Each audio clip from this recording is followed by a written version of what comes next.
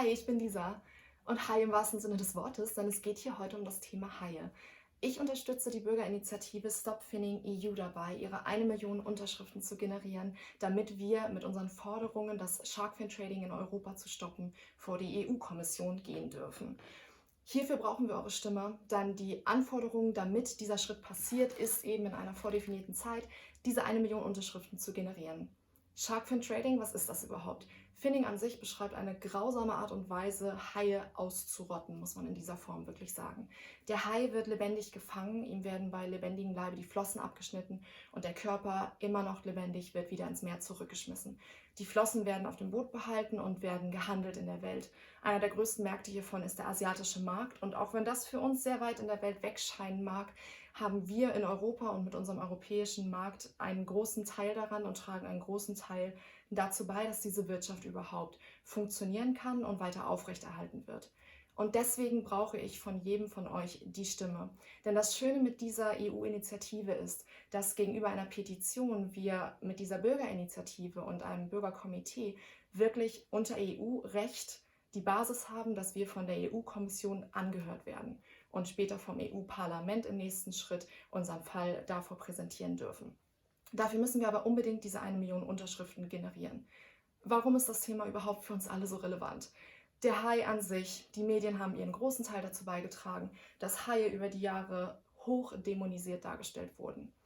Das könnte aber nicht ferner von der Wahrheit sein, denn Haie an sich sind sehr, sehr sensible und wertvolle Wesen. Ich selber war sehr oft mit sehr vielen verschiedenen Haiarten im Wasser. Ich tauche, ich habe Haie unter Wasser erlebt und habe mich bisher immer pudelwohl gefühlt, nie eine kritische Situation erlebt und respektiere diese Tiere sehr und liebe sie wirklich, seit ich 4 Jahre alt bin.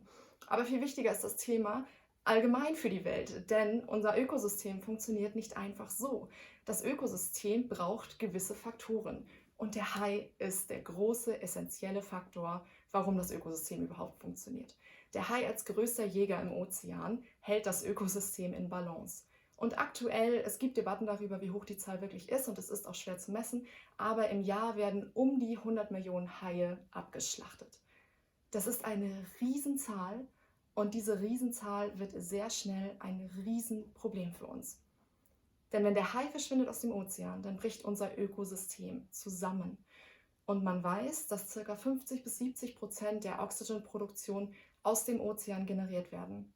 Bedeutet also ganz logisch, wenn der Hai aus dem Ökosystem verschwindet, dann haben wir ein Riesenproblem und haben wortwörtlich keine Luft mehr zum Atmen. Und deswegen interessiert dieses Thema und hat es uns alle zu interessieren. Und wir brauchen unbedingt diese 1 Million Unterschriften, damit wir die Anforderungen erfüllen, damit wir vor der EU-Kommission angehört werden und unsere Forderungen unterbreiten können. Und hierfür brauche ich jeden von euch, der einmal kurz seine Stimme geben mag. Das könnt ihr online tun, offline tun.